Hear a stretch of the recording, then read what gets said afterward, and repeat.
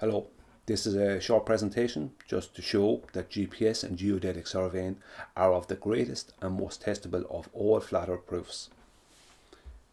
This is a tangent plane.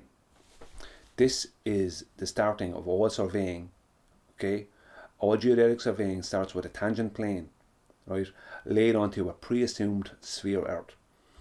This is a completely flat and horizontal plane, and this dotted line to it is the zenith from a 90 degree angle above the tangent plane. This is brought to the center of the tangent plane. This creates a perpendicular to the tangent plane. So this vertical creates a perpendicular to this horizontal, creating right angles. Now, these right angles are necessary because geodetic surveying and GPS always map everything out in what is known as XYZ Cartesian coordinate systems. And this XYZ Cartesian coordinate system is always referencing a flat and motionless Earth. Always.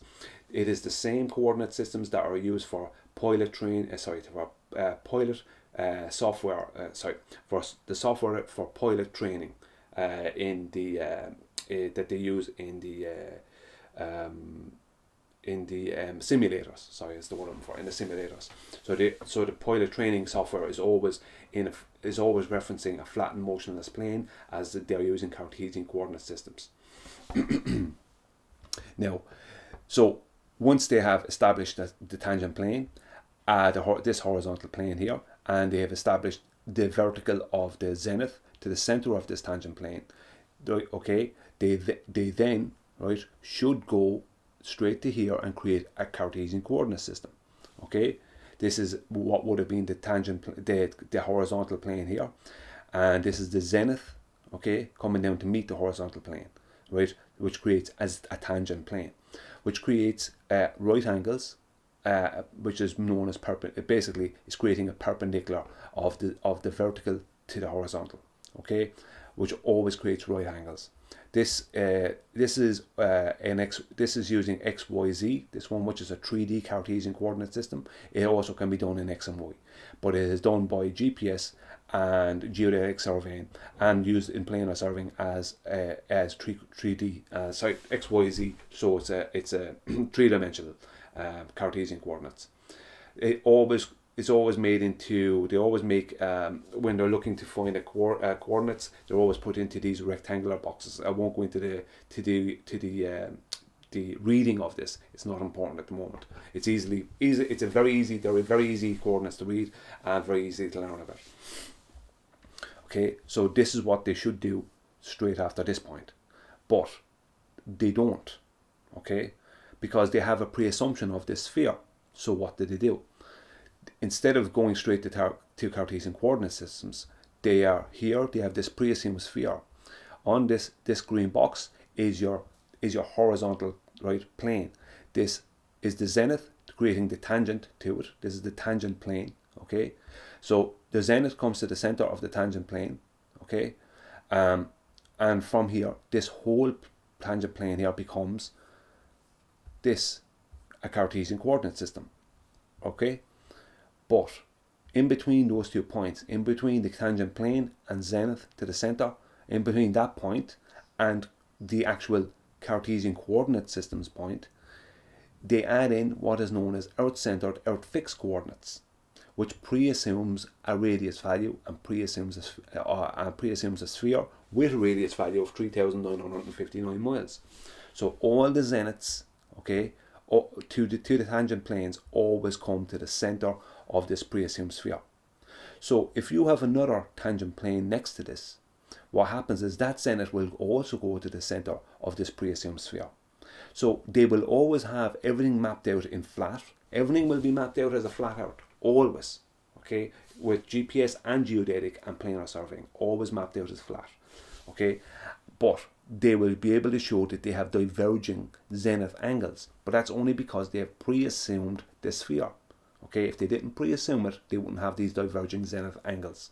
So consequently, this is their proof of a globe. But they only have diverging zenith angles because they have pre-assumed the globe. They have never proven this radius. It has actually been completely disproven by the black swan photographs. They have never proven any of this, or they've never proven this radius. They've never proven this sphere or curvature. They keep proving that it's not there. They keep proving a flat Earth with GPS and geodetic surveying, and obviously planar surveying. Those three things are constantly proving a flat Earth. The only proof of a supposed globe they have is the pre-assumption, or when they bring the zenith angle to the tangent plane, they bring the zenith angle from whichever part of the sphere they decide to put it on into the center of the supposed sphere. And that allows them to have allows them to always map everything out in flat, but have a pre-assumption have a pre-assumption of a sphere, and have diverging. Then, because of this pre-assumption, they can have the diverging zenith angles to back up this pre-assumption. So when you're told that divergent zenith angles proves a globe, it doesn't.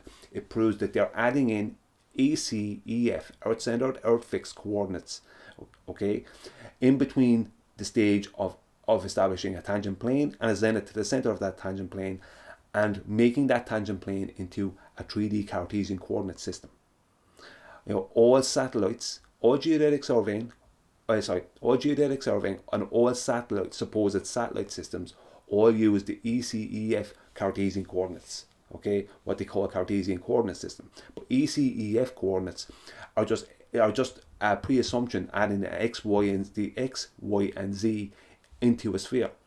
They're not actually Cartesian coordinates because they don't reference a flat and motionless Earth. They just reference the center of a sphere. They just pre-assume this center. So consequently, ECEF is not Cartesian coordinates. It's just an add-on to allow for the belief in a sphere, and that's what it is. So GPS and geodetic surveying are always proving flat Earth, always, and nobody can debunk that. They have to first prove this radius that they've pre-assumed. They have never proven it. It's only ever been disproven. So they have to prove this radius, but as well as prove all the curvature and everything else that they don't have, that they keep on disproving with the use of Cartesian coordinate systems. What this also does is it allows for them to change these Cartesian coordinate systems once they get them, because they've already pre-assumed the sphere with the ECEF coordinate systems. It allows them to then take these Cartesian coordinate systems and change them into geographic coordinate systems, also known as latitude and longitude, which is based on a sphere, and change them to other projections and other coordinate systems as it suits them. But the Cartesian flat Earth XYZ coordinate systems are that GPS and geodetic surveying and planar surveying all use, they all always reference a flat Earth first. So geodetic surveying and GPS are always referencing a flat Earth, always. It's then converted to whatever model or belief they want to convert it to. And they do this with the use of the ECEF coordinates that they add in between the two stages of the establishment of the tangent plane and turning that into 3D Cartesian coordinates. They add it in between. Okay, so adding in radius, they're inserting R. There is no proof of this R, it's just inserted as a pre-assumption. They're proving flat Earth always. So whenever anyone says whenever anyone says that geodetic surveying or GPS proves a globe, you can show them this and show them no, it proves 100% that we're on a flat and motionless Earth. Never proven a globe, it pre-assumes a globe, completely different. Pre-assumption is not proof. End of story. So, in conclusion, ECEF coordinates, which are used by all GPS systems, are always a precursor to flat Earth XYZ Cartesian coordinates. But ECEF coordinates are always added after the zenith to the center of a tangent plane has been established. In between the zenith to the center of a horizontal tangent plane and flat Earth XYZ Cartesian coordinates, a totally unproven and previously debunked radius value is inserted by bringing the zenith line through the tangent plane to meet all the other zenith lines from all the other tangent planes at the center of a pre-assumed globe Earth. which by proxy creates diverging zenith angles, allowing for the false belief of a globe Earth reality, while simultaneously allowing for geodetic surveying and GPS to continue to map out our world in flat Earth XYZ Cartesian coordinates and still claim a globe. It's a put on, it's a setup, it's a fix, it's not real, it's a pre-assumption. Thank you.